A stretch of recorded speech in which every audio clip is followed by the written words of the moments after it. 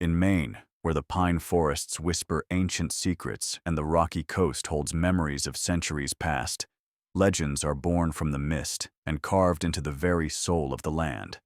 From ghostly brides to spectral beasts, we're bringing 14 haunting legends back to life. Number 1. The White Lady of Millinocket. Deep in the wilderness of northern Maine, where the Penobscot River cuts through endless forests, stands an old iron bridge that locals have learned to avoid after dark. This is where she appears, the White Lady of Millinocket, a ghostly figure in flowing white who has haunted this crossing for over a century. The story begins in the late 1800s, when a young woman was traveling to meet her beloved on their wedding day. But tragedy struck on that bridge. Some say her carriage plunged into the icy waters below. Others whisper she was murdered by a jealous rival. Whatever happened, she never made it to her wedding, and her spirit refuses to leave. Drivers crossing the bridge at night report seeing a woman in a white dress standing at the center, her face pale as moonlight. She doesn't speak or move. She simply watches with eyes full of endless sorrow. Those brave enough to stop their cars find nothing there when they look again. But many swear they feel a presence in their vehicle, a cold weight in the passenger seat that lingers long after they've crossed to safety. The White Lady doesn't harm anyone, but her presence is a reminder that some wounds never heal. In the deep woods of Maine, where love and loss echo through the pines, her story continues to haunt the bridge where her dreams died. Number 2. The Spectre Moose. In the vast wilderness of Maine, where hunters have tracked game for generations, there are stories of something that defies explanation. The Spectre Moose, a ghostly white giant that appears to hunters in their darkest hour, only to vanish like morning mist. This isn't just any moose. Witnesses describe a creature of impossible size, standing nearly 8 feet tall with antlers that span wider than a car. Its fur is pure white, almost glowing in the forest shadows, and its eyes hold an intelligence that feels almost human. But it's not just its appearance that makes it legendary, it's what happens when you see it. Hunters tell of being lost in the deep woods, miles from any trail, when the Spectre Moose appears. It watches them for a moment, then begins to walk, always leading them back to safety. Some say it's the spirit of an ancient moose, a guardian of the forest protecting those who respect the wilderness. Others believe it's something far older, a creature from Native American legend that still watches over the land. But here's the strange part. Photographs never turn out. Cameras malfunction, film comes back blank, and digital images show nothing but empty forest. The Spectre Moose exists only in memory and story, a white shadow moving through the green darkness of Maine's endless woods. Those who have seen it say they'll never forget the feeling of being watched by something both wild and wise, something that belongs to a world far older than our own. Number 3. The Sabatis Wellwitch. In the small town of Sabatis, where the Androscoggin River winds through farmland and forest, there's a well that no one drinks from anymore. Local legend tells of a woman who lived there in the 1700s, an outcast accused of practicing dark magic. When the townspeople drove her away, she left behind a curse that still poisons the water to this day. They called her simply the Witch of Sabatis, though her real name was lost to time. She lived alone in a cabin near the well, gathering herbs and brewing remedies that both healed and terrified. Some said she could speak to the dead. Others claimed she could see the future in the dark water below. When children began falling ill and crops started failing, the townspeople decided she was to blame. On a cold October night, they came for her with torches and accusations. But before they could seize her, she spoke words in a language none of them recognized. She promised that the well would never again give clean water, that anyone who drank from it would know her suffering. Then she vanished into the darkness, never to be seen alive again. The next morning, the well water ran black. Animals that drank from it grew sick and died. Even today, more than 2 centuries later, the water remains tainted. Chemical tests show nothing wrong, but locals know better. They've seen what happens to those who ignore the warning. Some say on foggy nights, you can still see her figure bent over the well, stirring the water with a long wooden ladle, ensuring her curse endures for all time. Number 4. Colonel Buck's Cursed Tombstone. In the old cemetery of Bucksport stands a monument that has puzzled visitors for over 150 years. It's the grave of Colonel Jonathan Buck, the town's founder. But what makes it legendary are the mysterious stains that appear on the stone. Stains that look remarkably like a human leg, complete with foot and boot. Colonel Buck was a powerful man in colonial Maine, serving as judge and military leader. But power often comes with enemies, and Buck had made his share. According to legend, he once condemned a woman to death for witchcraft. As she faced the flames, she cursed him, swearing that her mark would stain his grave for all eternity. Buck dismissed her words as the ravings of a desperate woman. But when he died in 1795 and his elaborate tombstone was erected, something strange began to happen. A dark stain appeared on the granite, shaped exactly like a human leg. The townspeople scrubbed it clean, but it always returned. They replaced the stone entirely, but the stain appeared on the new one too. For over 2 centuries, the stain has resisted every attempt to remove it. Rain washes over it, winter freezes it, summer sun beats down on it, but the ghostly leg remains. Locals have tried everything from sandblasting to acid, but within days, the mark returns, as clear as ever. Some say it's the witch's leg, burned in the fire but never at rest. Others believe it's Buck's own guilt made manifest. Whatever the truth, the cursed tombstone serves as a permanent reminder that some accusations can never be taken back, and some curses are stronger than stone. Number 5. The Wood Island Lighthouse Ghost. Off the coast of Biddeford Pool stands Wood Island Light, a beacon that has guided ships safely to shore for over 150 years. But this lighthouse harbors a dark secret, the ghost of a keeper who met a violent end and whose spirit still tends the light. In the 1890s, a keeper named Thomas lived alone on the island with only the crashing waves and crying gulls for company. He was known for his dedication, never missing a night of lighting the beacon. But one winter, supply boats couldn't reach the island for weeks due to fierce storms. When they finally arrived, they found Thomas's body in the lighthouse, murdered under mysterious circumstances. Some say he was killed by wreckers, criminals who caused ships to crash so they could steal the cargo. Others believe he discovered smugglers using the island and paid for it with his life. Whatever happened, Thomas never left his post. Ships passing in the night report seeing a figure in the lighthouse window when the station is supposed to be automated. The light sometimes flickers in patterns that don't match any known signal. Coast Guard crews who visit the island for maintenance work tell of tools moving on their own, doors opening and closing, and the feeling of being watched by unseen eyes. Most unsettling of all, on foggy nights when visibility is at its worst, the lighthouse beam grows brighter than it should, as if someone is still there, making sure every ship finds its way safely home. Thomas may be dead, but his duty continues, and his ghostly vigil keeps the waters safe. Number 6. The Ghost Bride of Haynesville Woods. Along Route 2, where the road cuts through the dense forests between Haynesville and Macwahock, drivers have reported a chilling encounter for over a century. She appears suddenly in their headlights, a young woman in a tattered wedding dress, standing in the middle of the road with arms outstretched as if begging for help. The legend began in the early 1900s when a bride was traveling to her wedding in a horse-drawn carriage. It was a cold spring night, and the road was treacherous with mud and ice. Somewhere in those dark woods, tragedy struck. The carriage overturned, and the bride was thrown clear, her white dress torn and stained with blood. She died alone in the forest, calling out for help that never came. Now, decades later, she's still calling. Drivers slam on their brakes, but by the time they stop, she's gone. Some have gotten out to search, finding nothing but the scent of old roses and the feeling that they're being watched from the tree line. A few brave souls report seeing her face in their rearview mirror, pale and pleading, before she fades away. The ghost bride doesn't seem to mean any harm. She appears to be trapped, reliving that terrible night over and over again.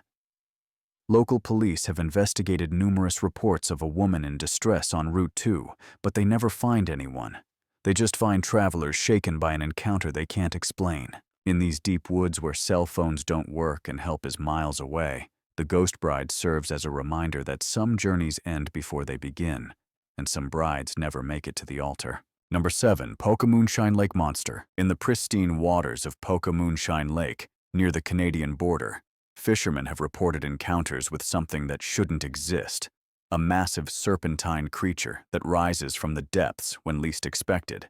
The Passamaquoddy tribe has stories of this creature dating back centuries, calling it a guardian spirit of the deep waters. But modern sightings began in the 1800s when loggers working the area reported seeing a snake-like head the size of a barrel breaking the surface, followed by coils that stretched nearly 50 feet in length. Unlike its famous cousin in Loch Ness, the Pocahmoonshine Lake monster seems more aggressive. Fishermen tell of their boats being rocked by something large moving beneath them. Some have reported seeing massive coils just under the surface, circling their vessels like a predator sizing up prey. One angler claimed his boat was actually lifted out of the water by the creature before being gently set back down. The monster appears to be selective about who sees it. Skeptics and thrill-seekers rarely glimpse anything unusual, but longtime locals who treat the lake with respect often have encounters. They describe a creature with dark, almost black scales, eyes that glow yellow in the darkness, and a presence that feels ancient and intelligent. Scientists have explored the lake's depths but found nothing conclusive. The water is deep and murky, with underwater caves that could hide something massive. Whether it's a surviving prehistoric creature, a spiritual guardian, or something else entirely, the Pocahmoonshine Lake monster continues to stir the waters and imaginations of those who venture onto its domain. Number 8. The Devil's Footprints. In the winter of 1855, residents of a small town in central Maine woke to find something that defied all explanation. A line of hoof prints in the fresh snow that stretched for miles, passing through walls, over rooftops, and around obstacles as if gravity meant nothing to whatever made them. The prints were unlike anything anyone had seen. They were cloven, like a goat's, but much larger and deeper than any earthly animal could make. They formed a single line, as if the creature walked on two legs, and they continued in a perfectly straight path regardless of what stood in their way. The tracks went up the sides of buildings, across frozen ponds, and even through solid fences, appearing on the other side as if the wood wasn't there. Local ministers proclaimed it was the devil himself, walking among them as a warning or perhaps searching for souls to claim. Others thought it might be some unknown animal, though no one could explain how it defied the laws of physics. The more scientific-minded suggested it was some kind of hoax, but the sheer distance covered, nearly 40 miles, made that impossible for any human to accomplish in one night. The strangest part was where the tracks led. They seemed to visit every house in town, circling some buildings multiple times while completely avoiding others. Those whose homes were circled reported strange dreams that night. Visions of a dark figure standing at their windows, watching and waiting. The snow melted within days, taking the evidence with it. But the memory lingered, and every winter since, people watch for unusual tracks in the snow. Most years bring nothing, but occasionally someone reports finding hoof prints that don't belong to any earthly creature. Proof that the Devil's Midnight Walk through Maine might not have been a one-time event. Number 9. The North Pond Hermit. For nearly 3 decades, the woods around North Pond harbored a secret. A man who lived completely off the grid, surviving by stealth and cunning, becoming more legend than reality until his capture in 2013 proved the impossible was true. Christopher Knight vanished into the Maine wilderness in 1986 at just 20 years old. He didn't leave a note or tell anyone where he was going. He simply disappeared, as if the forest had swallowed him whole. For the next 27 years, he lived in complete isolation, stealing supplies from nearby cabins and never starting a fire that might give away his location. Local residents knew something was happening. Food disappeared from unattended cabins, propane tanks vanished, batteries and blankets went missing. But whoever was taking these things was so careful, so skilled, that no one could catch them. Security cameras malfunctioned, traps were avoided, and the thief seemed to know exactly when properties would be empty. Stories began to spread of the ghost of North Pond, a figure who could move through the forest without leaving a trace, who knew the woods better than any hunter or guide. Some claimed to have glimpsed a wild-haired man watching them from the tree line, but he would vanish before they could get a closer look. When Knight was finally caught, it seemed impossible that anyone could have survived alone in the Maine wilderness for so long. He had endured summers without fire and winters where temperatures dropped to 20 below, all while remaining completely hidden from the world. His story became legend not because of supernatural powers, but because he proved that a human being could become part of the wild, as elusive and mysterious as any ghost. Number 10. Seguin Island Piano Ghost. 2 miles off the coast of Maine sits Seguin Island, home to one of the state's most historic lighthouses and its most musical ghost.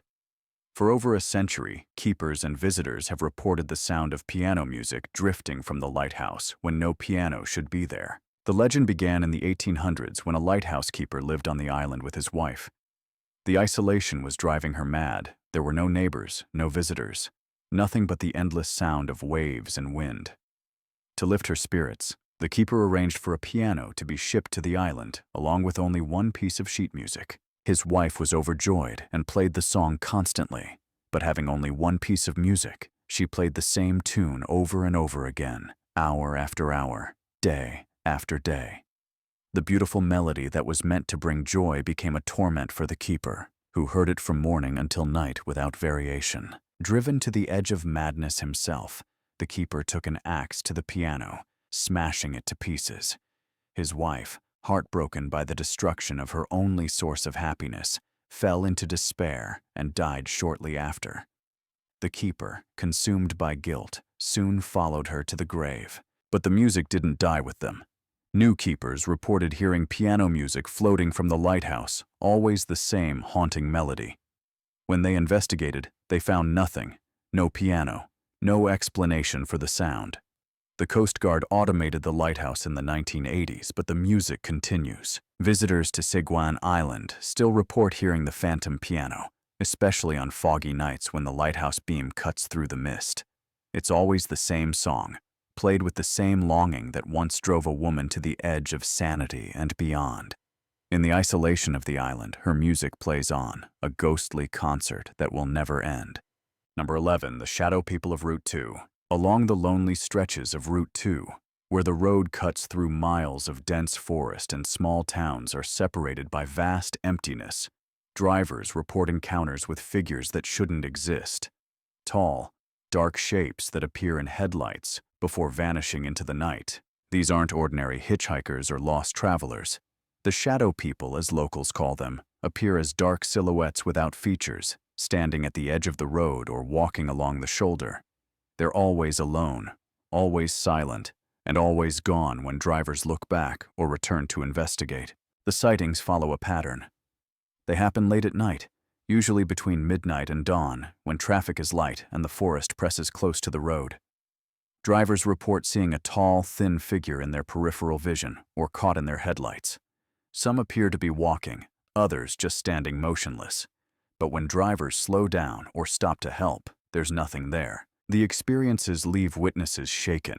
Many describe an overwhelming feeling of dread, as if they've encountered something that doesn't belong in our world. Some report their car radios filling with static, their cell phones losing signal, or their headlights dimming for no reason. Native American legends speak of shadow beings that exist between worlds, spirits that appear to those who are alone and vulnerable. Whether these figures are ghosts, interdimensional travelers, or something else entirely, they've become part of Route 2's dark reputation. Truckers and late-night travelers often warn each other about this stretch of road. They say if you see a shadow person, don't stop, don't look back, and don't talk about it until you're safely home. Some things are better left undisturbed, especially in the lonely hours when the shadows grow long and the boundary between worlds grows thin. Number 12. The Green Monster of Westbrook. In the mills and forests around Westbrook during the industrial boom of the 1800s, workers reported encounters with a creature that defied explanation. A massive lizard-like beast with green scales and glowing yellow eyes that seemed more dragon than earthly animal. The first sightings came from mill workers on the night shift, who reported seeing something large moving in the Presumpscot River.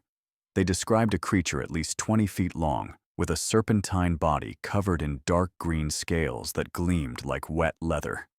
Its head was massive, with jaws full of teeth and eyes that glowed in the darkness like lanterns. Unlike other lake monsters that stayed in the water, the green monster was amphibious.